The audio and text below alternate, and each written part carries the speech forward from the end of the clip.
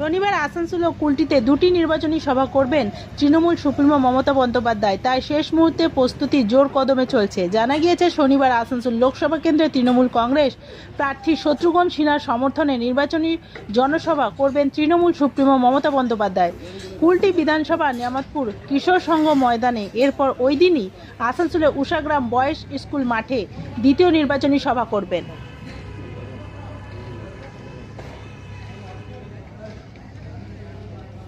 মুখ্যমন্ত্রী আমাদের আসানসোলের প্রার্থীর হয়ে প্রচারে আসছেন, কতটা উন্মাদনা দেখতে পাচ্ছেন আপনারা? আপনারা দেখতে পাচ্ছেন যুদ্ধকালীন তৎপরতায় কাজ চলছে। মানুষ স্বতঃস্ফূর্তভাবে আমাদের সমস্ত তৃণমূল কংগ্রেসের কর্মী সমর্থকরা এবং সাধারণ মানুষ কালকে একদম দলে দলে যোগদান করবে, তার আমরা আবহাওয়া এখন থেকে বুঝতে পারছি।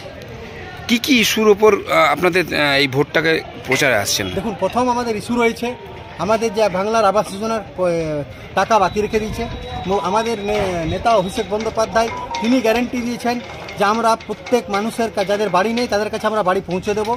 আর আপনারা জানেন 100 দিনের কাজের টাকাও আটকে রেখে দিয়েছে, তার টাকা দিচ্ছে না। আমাদের নেতা অভিষেক বন্দ্যোপাধ্যায় তিনি সাংসদদেরকে নিয়ে দিল্লিতে ধর্ণা করেছেন, কিভাবে অত্যাচার হয়েছে সাংসদদের উপর, আপনারা সেটা দেখেছেন। তো অতএব মানুষ দেখতে পাচ্ছে এরা যতই আসা যাওয়া করুক এদের কোনো টিকবে না। কতটা কালকে লোক হবে বলে মনে করছেন?